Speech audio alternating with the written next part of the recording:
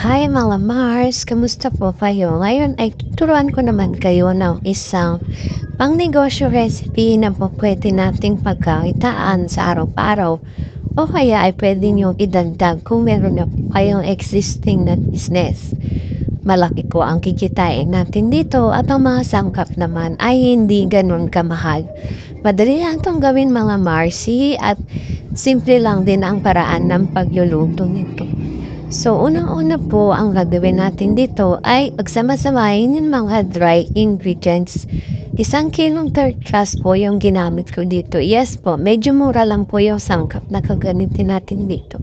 Pag napagsama na po yung mga dry ingredients, imix po ito para mahalo po ng mabuti. Then, isusunod naman natin yung wet ingredients. Yung sukat po ng bawat sangkap ay ilalagay ko na lang sa description box para po masundan nyo kung gagayahin nyo po ang recipe na to at susubukan nyo itong gawin. So mga Mars, once na pagsama na natin lahat, haluin natin ito ang dahan-dahan na sa paghalo para hindi ma-overmix yung ating mixture. Kasi bawal po ito ma-overmix, makaka-apekto po ito sa pag-alsa ng ating lulutuin na. Nag-add din po ako dito ng egg yellow food color. Pampa-enhance po sa kulay ng ating pancake para maganda naman po tingnan. Pero optional po ito. Kung ayaw niya namang may kulay, okay lang po. Kasi isa ito sa nagpapaganda rin ng ating mga paninda. Pero konti-konti lang po yung paglalagay. Pagkatapos ay i-mix po mabuti sa tubig po ay huwag bibiglain yung paglalagay kasi iba-iba po yung texture ng harina. Merong malakas sa tubig at meron naman po hindi. Kaya kapag maglalagay kayo ng tubig pa, unti-unti lang hanggang sa makuha nyo yung tamang consistency. Sa 1 kilong recipe natin mga Mars, marami na po tayong magagawa dito. Bali, makakagawa na tayo ng 30 pieces na pancake at medyo malalaki rin po yun kasi yung molder na ginagamit ko is medyo malalaki yung size niya. Kaya kung gagawin nyo itong negosyo ay tiyak na kikita kayo dito. Pag nahalo na nga natin lahat at okay na po yung texture ng ating butter, ganito po kasi yung kailangan nating texture. Hindi siya sobrang lapot at hindi naman runny. Para maganda po yung alsa ng ating lulutuing pancake. I-rest muna natin ito ng at least 30 minutes para po pag niluto natin ay alsado na po. After 30 minutes, marami na siyang bubbles. Ibig sabihin, alsado na po at maganda pa po yung baking na ginamit natin. So, ito na nga lulutuin na natin. Balin, meron ako ditong sliced cheese na naka-ready na. At gumamit ako ng 1/3 cup na measuring cup. Ito po yung lutuan ko ng pancake. Nabili ko po ito sa Orange App. Medyo matagal na po kaya kung nakikita nyo medyo lumaluma na. At wala na rin po siyang handle. Hindi ko na kasi makita yung pinagbilihan ko nito. Kaya hindi po ako makapag-order ulit. Kasi meron akong in-order na isa. Bukod sa medyo maliit na siya, hindi pa siya totally non-stick. Nadikit pa rin po yung mga niluluto ko. Kaya ito po lagi ang ginagamit ko.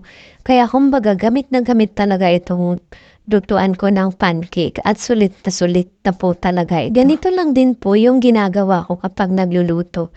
Bali yung 1/3 cup, pinagdadalawa ko po siya. Lalagay ko sa dalawang hole. Ngayon, yung kalahati o yung isa, ilalagay ko yung cheese. Yan, ganyan po. Pagkatapos, kapag medyo dry na po, tatanggalin ko yung sa kabilang side na walang cheese at ipapatong ko doon sa may cheese para po maging palaman niya nga yung cheese. Tapos, pabalik-balik na rin lang ito para maluto yung magkabilang side at yung gitna. Ganyan lang po, di ba napakasimple lang nitong lutuin. Madali lang din po ito maluto kasi bali sa isang nakakatatlo tayong maluluto ka agad. O diba mga Mars, sabi sa inyo, tsaga-tsaga lang talaga pagdating sa mga business na pinapasok natin at dapat meron tayong iba-ibang nalalaman ng mga lutuin para hindi naman pare-parehas yung niluluto natin sa araw-araw. Para yung mga customer ay hindi rin naman po manawa. O diba mga Mars, pwede nyo itong idagdag sa inyong pinagkakakitaan at maganda rin po ang tubo dito kasi yung arena na ginamit natin is hindi naman ganun kamahal.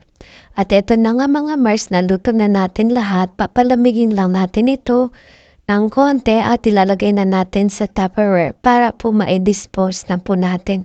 Sana po ay subukan nyo ito mga Mars at tingnan nyo po yung laman niya sa loob po, di ba? Ang kapal niya, tapos yung cheese, malaki rin yung cheese na nilagay natin. Kaya pag kinain ni customer, malalasahan niya talaga yung cheese, o di ba mga Mars? Sa lasa naman po ay hindi ako mapapahiya sa inyo. Kung ano po yung nilagay kong sukat at kung susundin niyo po ito, ay promise po magugustuhan niyo ito. Hindi siya sobrang tamis kaya hindi po mauumay ang ating mga customer. So paano mga Mars, sana po may naibahagi na naman ako sa inyong isang pangnegosyo recipe na pwede niyo po idagdag sa inyong pinagkakakitaan. Sana po ay suportahan niyo pa ang mga recipe na ibabahagi ko sa inyo at mga tips na pwede ko pong maitulong sa inyo. Salamat po sa panonood. Happy cooking po. Bye-bye and God bless.